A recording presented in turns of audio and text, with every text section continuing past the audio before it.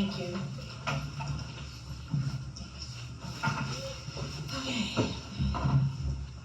I've written this speech 4 times. So this one says final, final, final, final.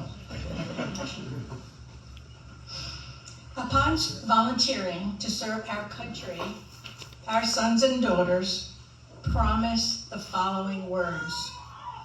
I am an American, fighting in the forces which guard my country and our way of life. I am prepared to give my life in their defense. Is there another job application that asks if you will sacrifice your life?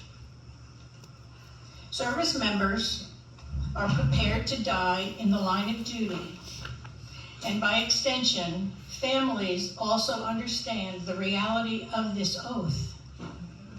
The strength of our nation is our military, and the strength of our military is the family. And it is the family that is fundamental to the survival of our country and of our American culture. Upon the death of a service member, there is the difficult and grim task of assigning a notification officer to deliver the news.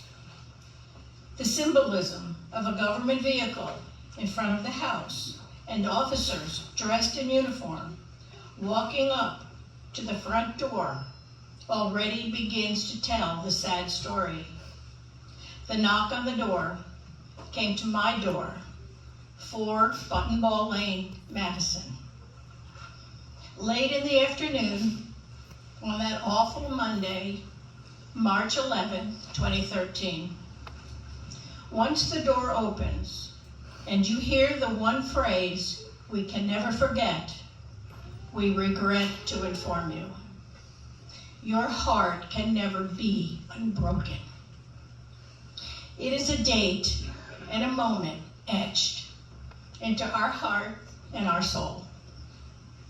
And now, we are a Gold Star family.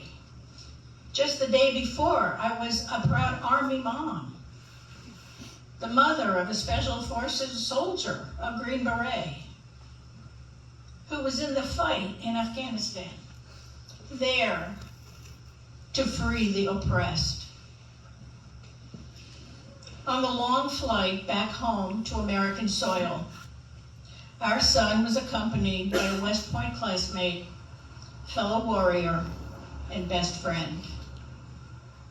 Also on the plane was a second soldier killed that day on his way home to Oklahoma.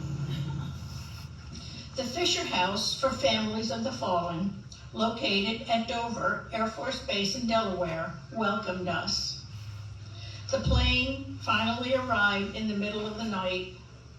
We waited on a cold, rainy, windy tarmac to witness the dignified transfer of these 2 great soldiers. The flag on the casket shows the Union blue at the head of the casket and over his left shoulder. Dover will take care of the remains. Dover will embalm my son. Dover will meticulously dress him in his dress blues with all the medals that he has carried and earned. Andrew's body was then flown to Bradley. The Connecticut Patriot Guards riders escorted my son's casket to the funeral home. We held a wake and a funeral mass here. Arlington, Virginia is next. The military funeral. Full honors for our captain. A military band. A marching platoon. A color bearer. A horse-drawn caisson. An honors casket team. A 3-volley rifle salute. And a bugler playing taps. All of which is likely to break you. The ceremonial folding of the flag into a beautiful triangle is next. The flag is folded exactly 13 folds. 3 bullet casings will be slipped into the folded flag.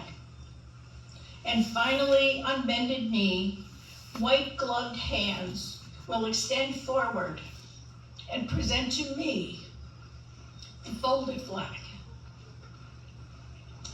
And then we hear, on behalf of the President of the United States and a grateful nation, please accept this flag as a symbol of our appreciation for your loved one's honorable and faithful service. Instinctively, you clutch the flag. We don't know how we will go on. American families lost young, healthy, beautiful children, not from sickness, but from a bullet or a bomb. My mission now is to strive to keep the memory of my son, my only child, Captain Andrew Michael Pedersen-Keel, alive, and to serve our nation. Sadly, many brave men and women, having made the ultimate sacrifice, return home draped in the American flag, and every name has a story. Connecticut alone has lost 65 men and women serving in all branches of our armed forces, fighting this 20 years long war, the global war on terror. Some are buried here in Connecticut, and 20 are buried in Arlington, the nation's premier cemetery. They are in section 60. This place is often called the saddest acre in America. It is where valor rests. The families of fallen soldiers have mixed emotions about Memorial Day. My husband Bob and I thank the leaders of Madison for seeking to connect civilians and the sacrifices made by our military. We appreciate the support of our friends and our neighbors. In so doing, Bob and I hope that all of you will have a more meaningful Memorial Day. Please remember today at 3 p.m. to pause and give thanks that such men and women lived.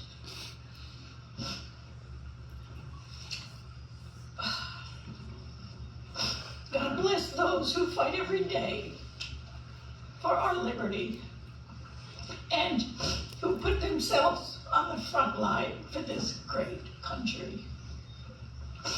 And finally, to quote an Army chaplain who has buried hundreds of comrades at Arlington. This is his quote, and I agree. Life is short, live it well. Thank you.